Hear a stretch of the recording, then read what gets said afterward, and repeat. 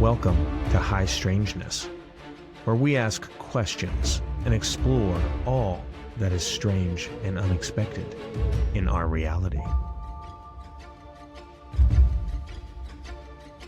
If extraterrestrials landed tomorrow, would the Catholic Church baptize them?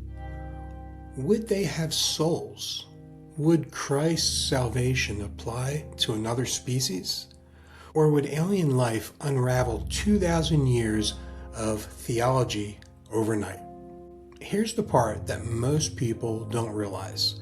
The Vatican has already thought about this, and what they've said might just surprise you.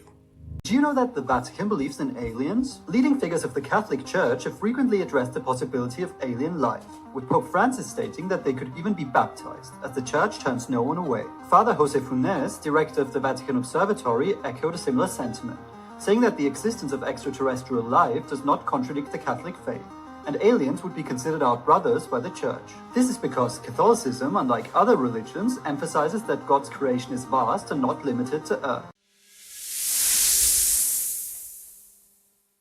Most people assume religion and UFOs are enemies.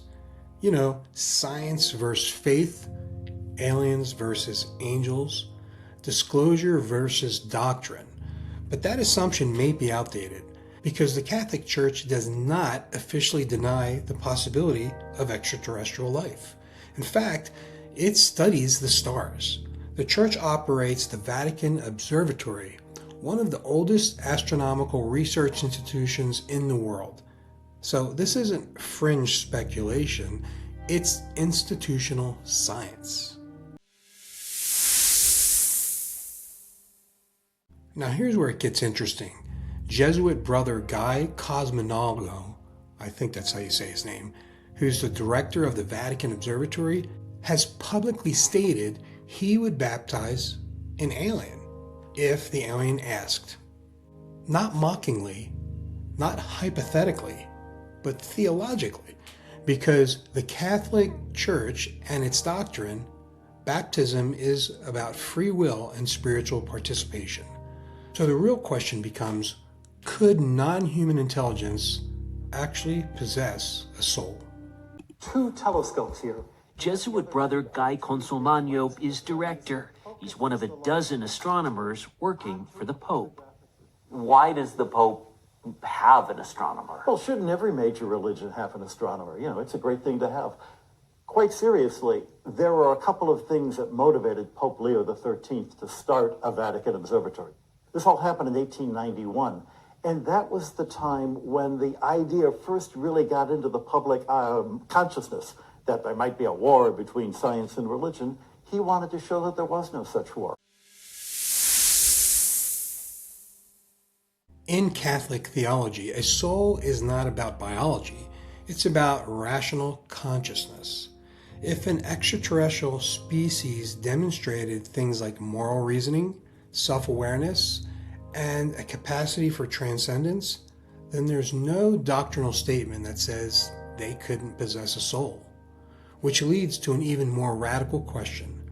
Would Christ have incarnated more than once, maybe in multiple worlds, multiple incarnations? This isn't science fiction, this is serious theological speculation that is inside the Catholic Church.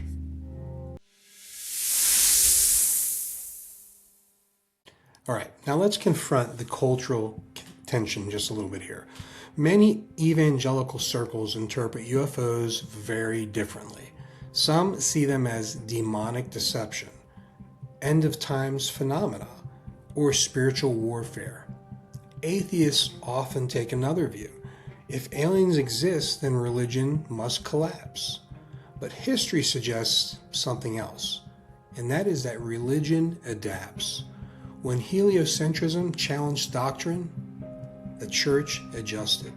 When evolution challenged Genesis, theology evolved. So if disclosure happens, would religion fall or just absorb it?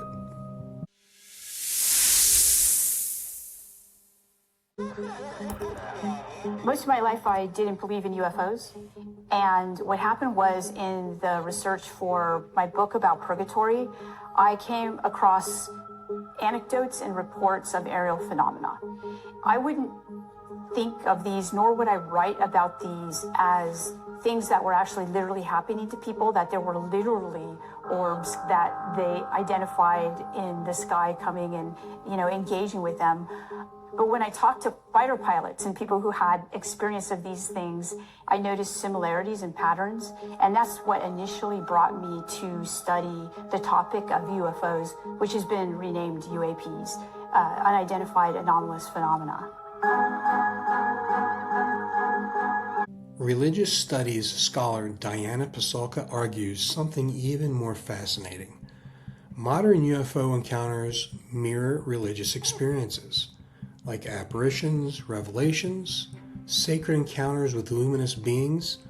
So are we witnessing really extraterrestrial contact, psychological projection, or the evolution of spiritual language altogether? And here's the twist. Every era interprets the divine through its highest technology. Ancient people saw chariots, medieval mystics saw angels, and we see what? Spacecraft. First sight to be utterly confounding to Christian theology, but eventually, after people have picked themselves up and dusted themselves down, everything goes on pretty much as it did before. There's nothing new under the sun that can't be accommodated within the existing framework. A lot of people think that the recognition that there are non-human intelligences would change religion, eradicate religion, or fundamentally discredit it. But I don't think so at all. I think that within the major religions, there's wisdom there with respect to how do we deal with non-human intelligence. A lot of the people that I talk to are scientists who are also religious. And they identify that what they're in touch with is not secular in the sense that it's not devoid of a certain morality or spirituality. Actually, spirituality is intrinsic to their interactions with it. And I think that this is something that will actually shatter secularism. Okay, so what if the Vatican's real position isn't defensive with all of this, but maybe just being prepared?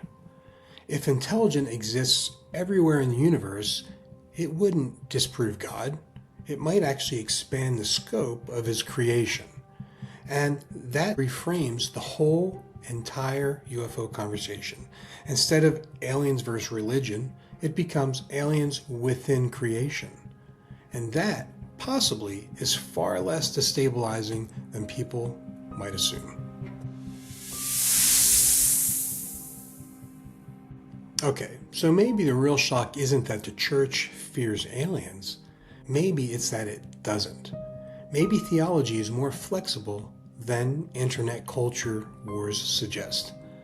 And maybe the next great spiritual debate won't be about evolution. It will be more about the cosmos. If something lands, the Vatican may not panic at all. It may open its doors. Well, this is High Strangeness, and this may only be the beginning. So let me ask you, would aliens challenge your belief? Can your belief system hold up to all of that? All right, next week, when UFOs become a religion. Hi, we need your help to get bigger and better. How? Just like, comment, and subscribe. It's free and it only takes a few seconds. So thank you, and remember, there's a lot of strange and unexpected in our reality, so always keep your eyes, ears, and minds open, and stay safe. Thank you for listening to High Strangeness. This was a glance at some of the strange that exists in our reality.